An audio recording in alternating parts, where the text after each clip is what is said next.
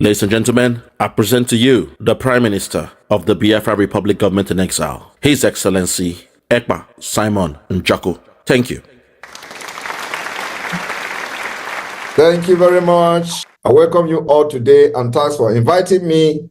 As you all know, we are now in the phase of progress, in the phase of action, in the phase of achievement, in the phase of what we have to do to continue the delegitimization of Nigeria within Biafra territory. Today, the chain that have held Biafra for many decades is broken.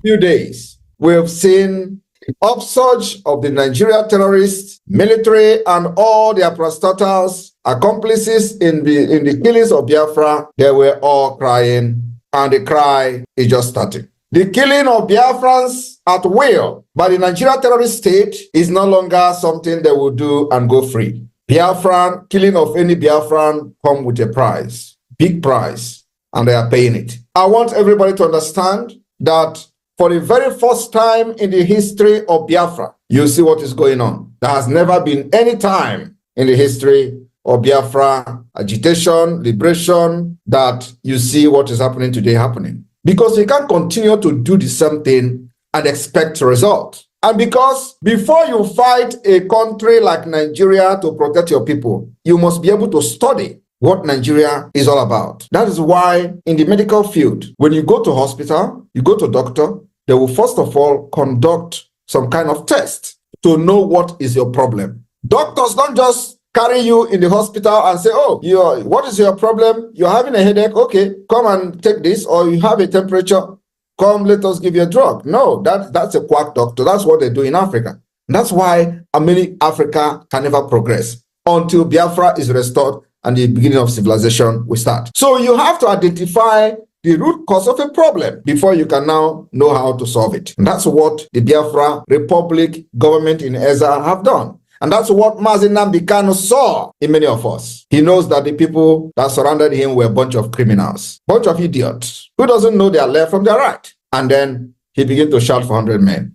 So first, we studied Nigeria, the complicity of Nigeria, and how to break Nigeria. And believe me, I have not even unleashed the biggest secret. Many of you who followed after when Mazi Nnamdi Kanu was kidnapped, you all remember the day I said a prayer for God to give us 1,000 men wisdom to face the challenges ahead of us. Believe me, from the beginning till now, we have always been spiritual. And before anything happened, we see ahead of it. I can tell you today that God did not just give 1,000 men wisdom, but more than 1,000 men. And we are just using only 5. We have not gotten to where we can even use 100, not to talk of 500. Today, they are listing the names of people who, according to them, is the problem of Nigeria. And you see, the Prime Minister of Biafra is one of the people they claim are the problem of Nigeria. Rather, Prime Minister Simon Ekpa came to rescue Biafra from the Nigeria problem, which Nigeria and British created. Today, they look for who to blame. They brought criminals and terrorists from Sahel, all the way from Central Africa, to rig election and remove Jonathan from power.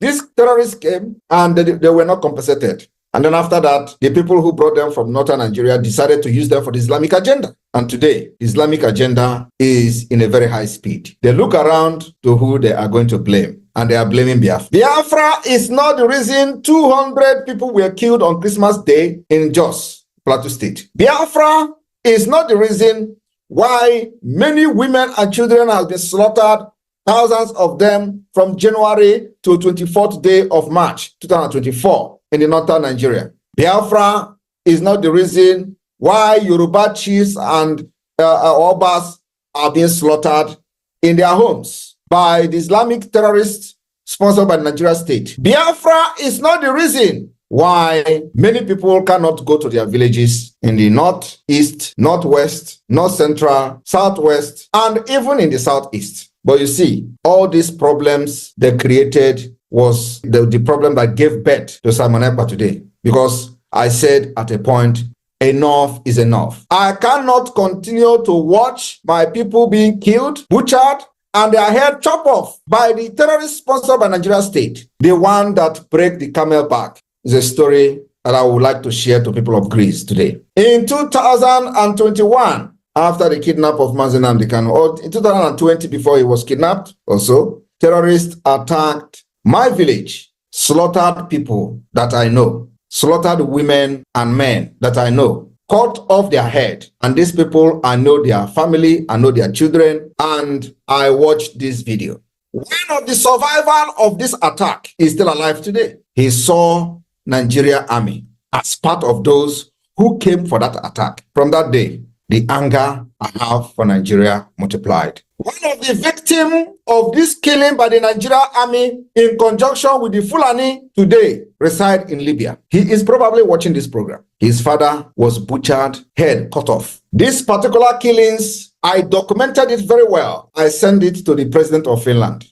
I sent it to Brussels during the time so-called Alan White was still doing lobbying with the IPOB name. We compiled those things, sent to the United Nations, sent to everywhere. Nobody has been held responsible today. The next thing was the journalist that reported this killing was banned from entering Ebonyi State Government House to report about it because they reported about it. So some of you may remember when Omahe banned journalists from entering Ebonyi Government House. One of those journalists, his mother head was cut off. This is the first time I am sharing some secret. But today, from 2021 to this date, as you can see, nobody has been arrested because nobody will be arrested. I decided that in addition to all the killings of Biafrans, from Aba to the invasion of Mazi Nnamdi Kanu's house, killing over 28, according to people, they say there were people that were killed at numbers 100. They say it was 28 people that was killed in Oyendu's house. Coupled to Mpo massacre, this is a direct killing by the Nigeria state, not suspected terrorists or suspected headers. And I pray to God to give me opportunity to defend my people. That opportunity is here. And I am defending Biafra with brutality. Very brutal. Nobody will kill Biafra again and live to tell the story. That's why anywhere they are in Biafra land, we will hunt them down. It is the best self-defense. In addition to that, the independent state of Biafra will follow it with diplomacy, political solution, and of course, the defense come with the guerrilla warfare. We are not backing down. You kill us, we kill you back. They have declared that secessionists are wanted. They call me secessionist. Well, you can declare me wanted. We have also declared you wanted. And any place you see these people that are killing our people from Hopus or Dema, arrest them in Biafra land. Any place you see that,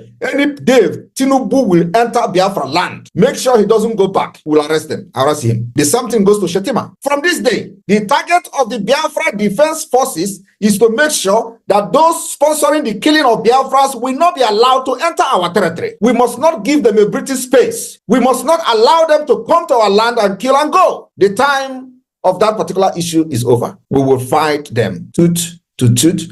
We will fight them iron to iron. We will fight them gun to gun. We will defend our land to the last drop of our people. And they are running mad because somebody actually stood up to say enough is enough. For this to happen, we must understand that the enemy has planted disagreement, disunity, fighting, and all that within the Biafra people. It is normal. It doesn't move me. It doesn't move anybody who understands what the government oppressors can do in order to weaken the collectiveness and the power of the people of the victim. And that they have done very well. Today, you see people who were fighting for Biafra many years ago. All of a sudden, they are not telling you that Nigeria, they are not telling you. And I want to make it very clear. Nobody owns Biafra. Nobody owns Biafra. Biafra is owned by everyone who believes in Biafra. Nobody have the monopoly to restore Biafra. The only thing is that God have ordained some people while giving birth to them from the beginning that they are going to be the one that God will use to restore Biafra. And today we are here. And that's exactly what we're doing. There is no threat that will move us. Our freedom is guaranteed. Guaranteed by the laws, international laws, the United Nations treaties, African Union Charter, and what have you. I am promising you today, in a matter of days, we will start the legal process for Nigeria for reparation to Biafra government. That particular reparation will start few days to come, and the information will be public. We will fight Nigeria from all corners. We will fight them legally. As this particular declaration is approaching, we will make Nigeria very, very uncomfortable. It is going to be the only target we have is to make sure that Nigeria is uncomfortable until the declaration of Biafra. So we are going to fight them from African Union to the UN to any other entity that Nigeria is part of. The process, the next step of this Biafra liberation is the application for reparation. Thank you, everyone.